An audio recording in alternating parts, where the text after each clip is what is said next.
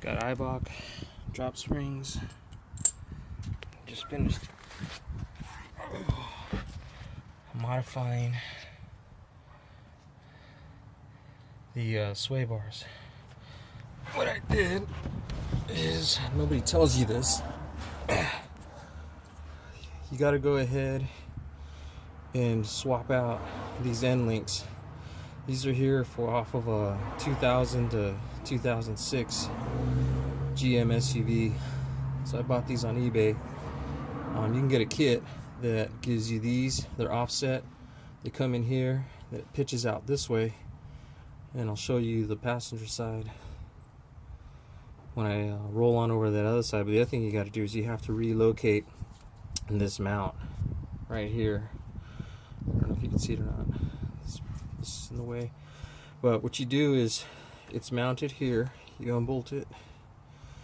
There's already a hole here, so all you need to do is get 3/8 by 1 inch, 1.5 inch bolts, and go ahead and move this guy on the front side.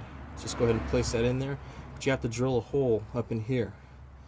Now, mind you, when you're drilling, you have to be able to clear this guy.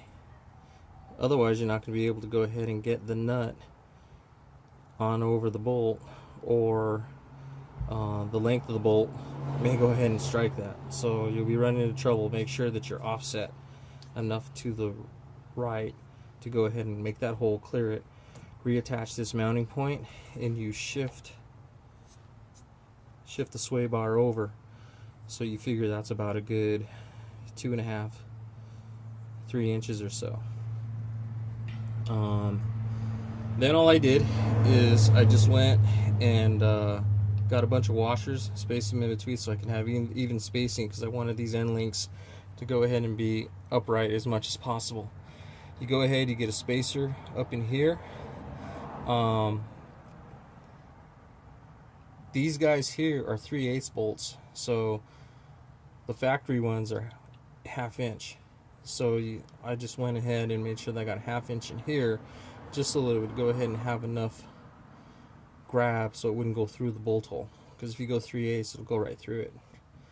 So Eibach springs, drop springs, 2 inch in the front drop, 3 inch in the back here. You have to make sure that you cut down the bump stop, which is up in that area. Make sure you cut that down. I put these KYBs up in here, the Monomax, I think that's what they're called. And then what it is, I got these shock extenders. Put these guys on. Instead of mounting them here, I went ahead, you put these, you just lengthen some so you go ahead and you have a better ride. Now, I was rolling with just the Eibach springs for a few months. I had these put in front and back all the way around at the same time, and it was riding really good. And then as it was settling, the guys didn't cut the bump stop. I realized it, and it was essentially the rear end here was just totally compressed on that bump stop. So you got to make sure that you cut it. That way you have the extra clearance. Once I did that, it was riding really good, and I knew about this offset kit. DJM sells a really good kit, and I'm gonna get that eventually. I just wanted to play with this. This was cheap. It was like 20 bucks for these guys, and probably about another 10 bucks for all the bolts and fasteners. But after a while of riding around, these end links were, those factory ones, pitch it out over here, so the sway bar was pitched at an angle, kind of going, you know, this way instead of being parallel to the ground. So these guys are a little shorter.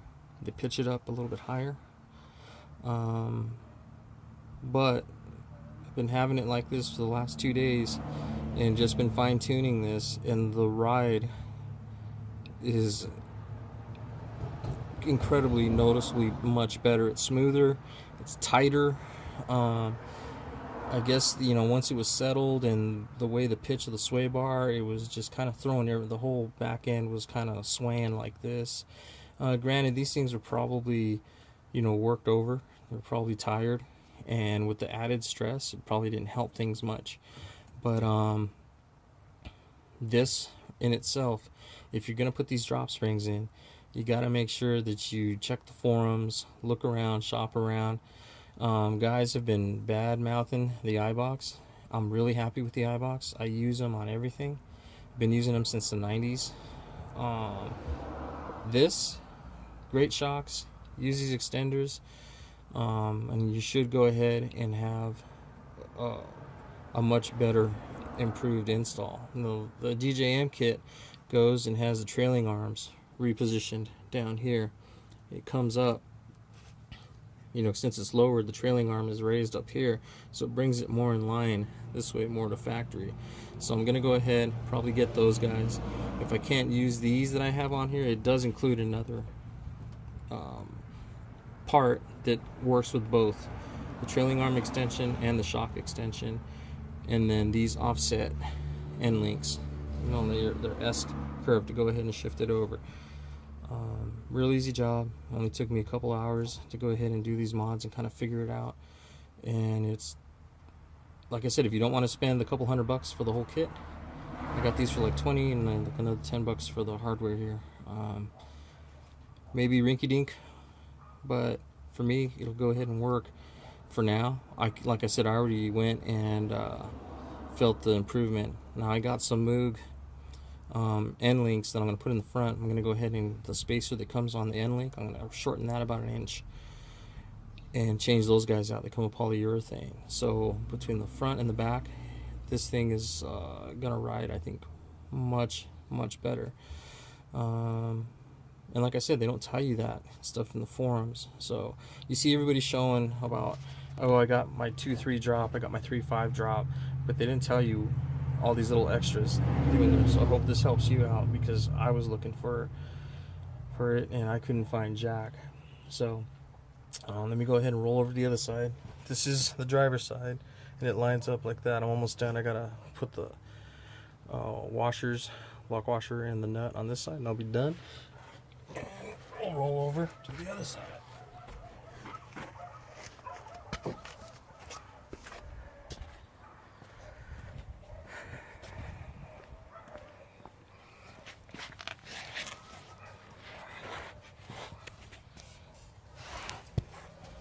Let's find a good angle.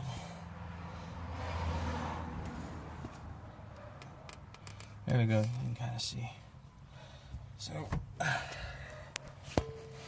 go ahead, and you can see here I have this guy shifted over.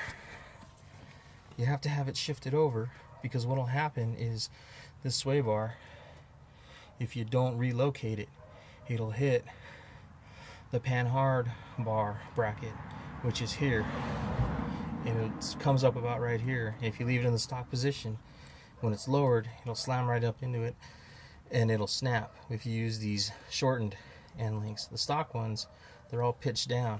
Like I said, they're all pitched down at an angle. It's pitched over this way, so they were clearing. So you raise this guy up, the geometry is more in line, it's more parallel to the ground, works a lot better. But if you don't offset it and move it over, it's going to hit that and you're going to be in trouble. It's going to snap the end link, snap the hardware mounting, and you're going to be in all kinds of frustrations. So what I did is I got this, shifted it over, spacer in here, and you just have enough clearance. I mean, it looks like it's hitting it, but there is clearance. There we go. Clearance between this guy and the shock. So this is all up and down. This isn't going to move, so we're all good here. This guy's kind of tight, but it should be good. Like I said, it shouldn't have any deflection. If it does, it's not going to be that bad, because this stays static. This, if it does go ahead and move, it's not going to be jarring. So I'm going to watch it and see. But I'm pretty sure, I'm pretty happy. These are pretty much upright. And I don't know if you can see it. There we go. I got the Spohn Performance panhard bar. Put that guy in. Made my adjustment. The other thing what that's good for is it shifts the rear axle more centerline, because when you lower it, it pitches it this way. So this thing's adjustable. You go ahead, you put it in, and it shifts it back that way, so it's more in line, and you can go ahead and have better alignment, because I think it was like out by 30 degrees. So I'm going to go ahead and take it back to the shop, have the guys align it, and then fine tune this guy. I got it where I just went and measured each end and eyeballed it, and it looks good. So for right now, this is all done. So you're lowering, cut the butt stops, make sure you get these some sort of kit. You can go the DJM, or you can go the cheap route, MacGyver it like I did. Just make sure you offset, get the proper spacing, proper bolts. These guys, like I said, they're 3/8 by 4 inch, 5 inch on the top, 3/8 by 5 inch, and then I used a 1/2 inch spacer by 1.5 inch up in here on each side. So the top guy is 1.5 inch spacer, 1/2 inch diameter, 3/8 bolts, 5 inch on this side, 4 inch on the driver's side, and then 3 inch guys, 3/8 by 3 inch on the bottoms. And just got all my washers and lock washers and nuts, shock extensions, and the Spohn Performance and panhard. Moog's going in the front, and I'll go ahead and play around and see if I'm going to get the Eibach sway bars front and back. But for right now, just as it is, riding around the last couple of days, I'm fine-tuning this, getting it all set up. But just the mock-up and the test runs after I put it in, vast improvement over just putting the springs in and rolling around with the stock end links. I mean, like I said, nobody has this stuff. I haven't seen any videos, so I hope this helps you guys out, because I've been going crazy trying to find stuff and not understanding why, with using Eibachs all these years, why this wasn't riding how I thought it would. It was great at first, then it started to deteriorate, then I did some other things, and one thing led to another, and after finding some searching and some recommendations, this is what I found, but nobody talks or has a video that I've seen. So I hope this helps you all. Thanks. Bye.